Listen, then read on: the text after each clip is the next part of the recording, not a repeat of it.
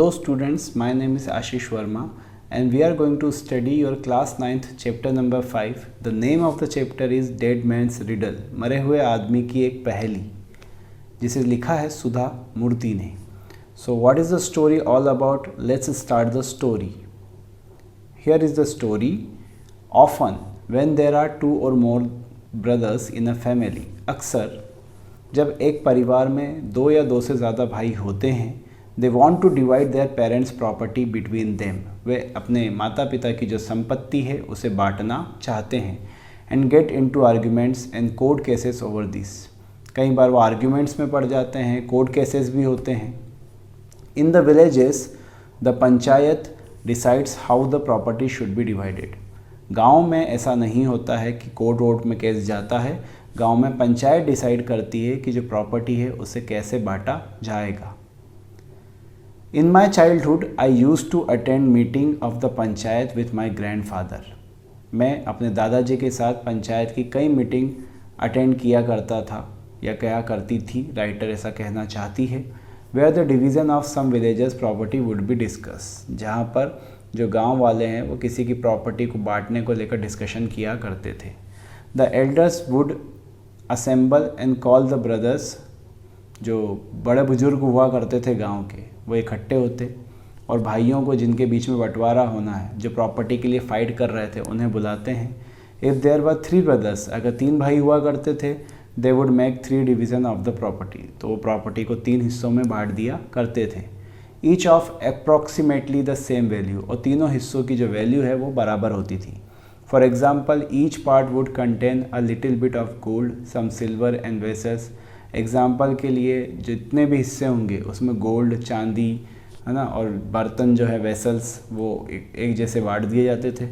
The value of all the articles in each group would be approximately fix by the elders of the villages. उन जो चीज़ें उसके अंदर बांटी जाती थी उनकी जो कीमत होती थी वो गांव के बड़े बुजुर्ग तय करते थे. It was difficult always to make the value of each part equal to the others. ये काफ़ी मुश्किल काम था कि जितनी भी चीज़ें बांटी जाएंगी उनकी वैल्यू दूसरे के बिल्कुल बराबर हो.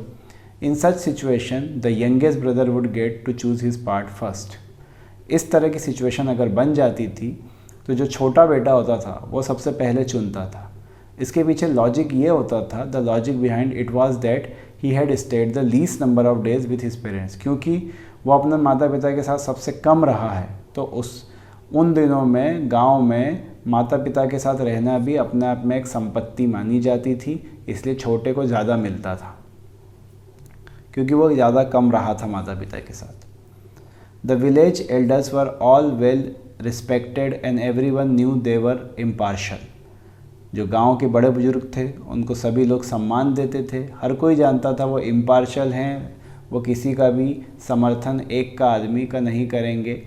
There decision were final and no one went to the court against them. उनका जो डिसीजन होता था वो फाइनल होता था और उनके खिलाफ कोई भी कोर्ट में नहीं जाता था. Going to court for such matters was considered a waste of time and energy. इस तरह के मैटर में कोर्ट जाना ये माना जाता था कि आप अपना समय और एनर्जी दोनों बर्बाद कर रहे हैं. There is a saying in the village, गाँव में कहावत चला करती थी, that if 2 feuding parties approach the court, जो 2 झगड़ने वाली पार्टीज़ है अगर वो कोर्ट जाएंगी, बोथ पार्टीज़ लूज़ मनी, तो दोनों ही पार्टियों का जो पैसा है वो बर्बाद होगा.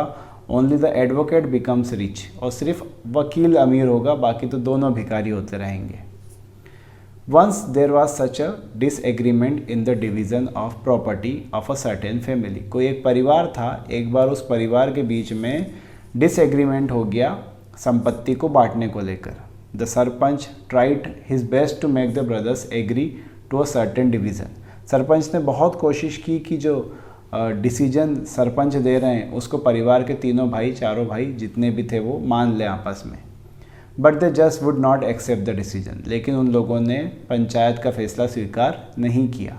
Finally sarpanch Som Gowda told a story which everyone listen to carefully. आखिर में जो सरपंच थे, सोम नाम था उनका, उन्होंने एक कहानी सुनाई जिसे सबने सुना. It seems a long time back, बहुत समय पहले की बात है.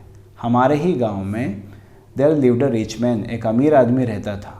ही हैड 3 सन्स, उसके 3 बेटे थे. Who never agreed with their father about anything, वो अपने पिता की किसी भी बात से कभी भी सहमत नहीं होते थे। The rich man had a friend called Somnath, Somnath नाम का उनका एक दोस्त भी हुआ करता था उसके पिताजी का।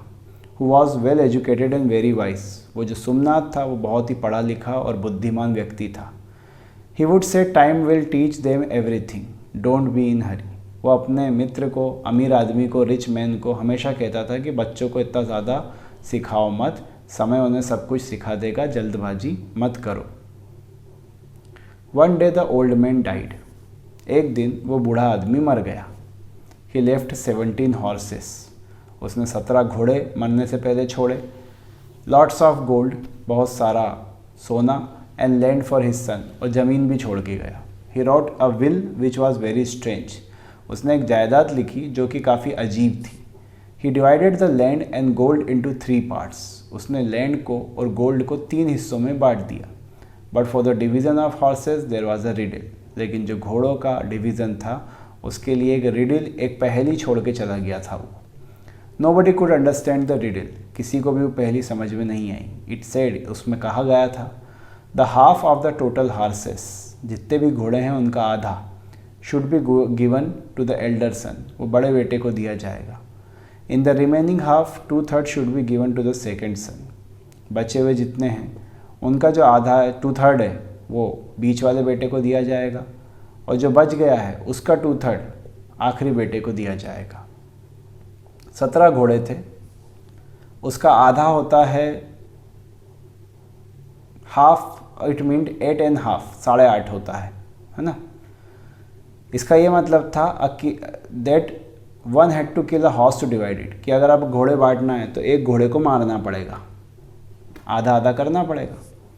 सब्सिक्वेंटली 2/3 ऑफ 8, अब 8 जो बचेंगे उनका 2/3 जो होता है ना, उसका मतलब ये होता है कि उसमें भी एक घोड़े को मारना पड़ेगा। जो ओल्ड मैन है ना, उसको अपने घोड़े बहुत प्यारे थे, बहुत पसंद करता था। उसने ऐसी विल क्यों लिखी कि घोड़ों को मारना पड़े? इसका मतलब है वो घोड़ों को मारना तो नहीं चाहता था, कुछ ना कुछ इसके अंदर रहस्य है। The brother scratch their heads, वो अपना सर खुजाते रहे।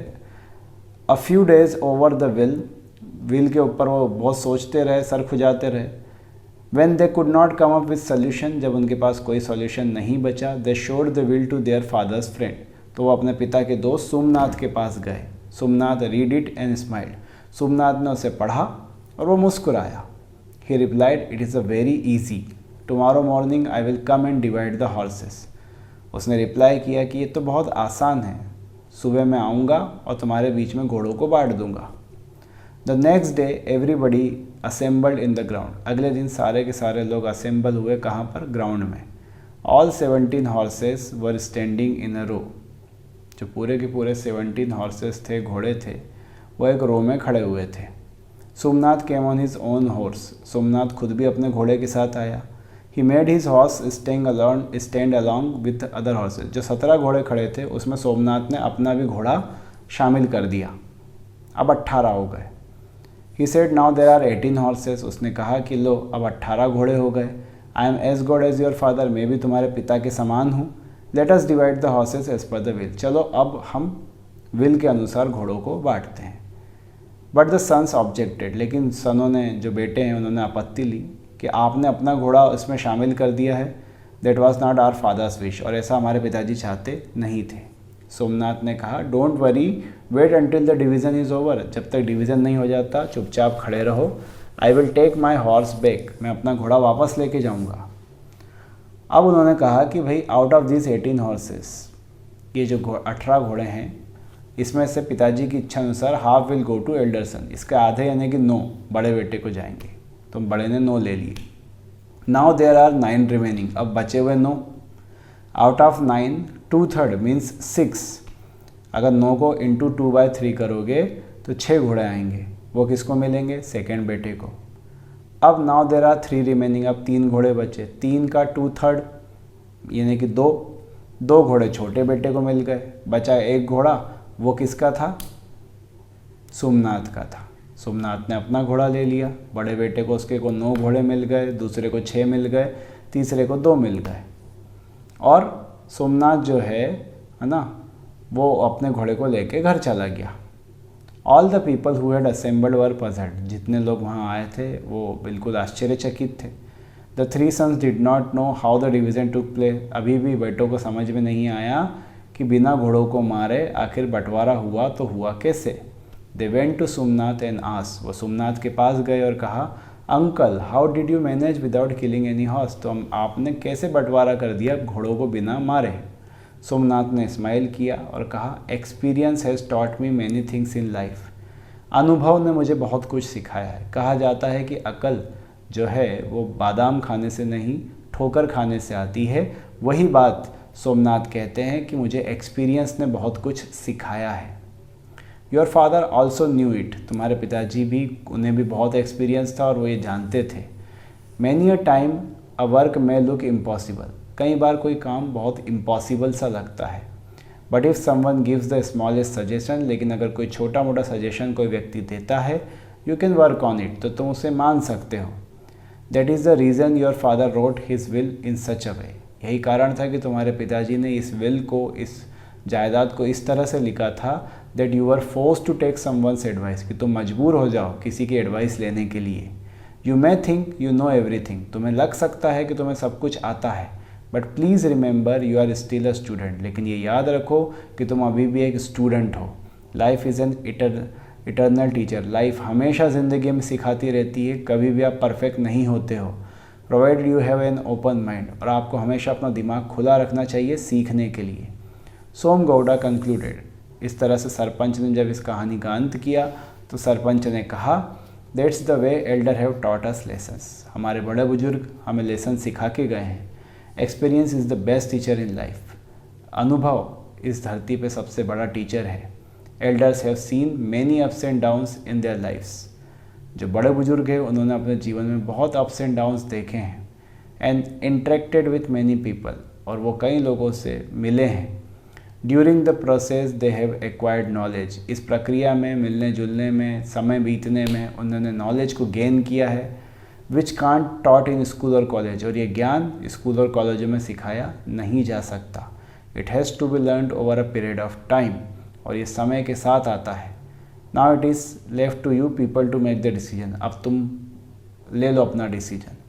The three brothers after listening the story agreed to panchayat division of their property, और इस कहानी को सुनने के बाद तीनों भाई पंचायत का फैसला मानने के लिए तैयार हो गए। So this beautiful story was written by Sudha Murty, और जो मरे हुए आदमी ने पजल छोड़ी थी उसे आखिरकार सॉल्व कर लिया गया। So thanks for watching this story.